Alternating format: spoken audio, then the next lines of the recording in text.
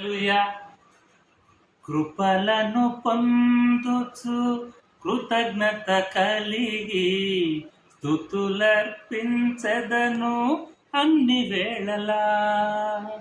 కృపలను పొందుచు కృతజ్ఞత కలిగి స్తుతులర్పించెదను అన్ని వేళలా. అనుదినము నీ అనుగ్రహమే ఆయుష్కాలము నీ వరమే. అనుదినము నీ అనుగ్రహమే ఆయుష్కాలము నీ వరమే.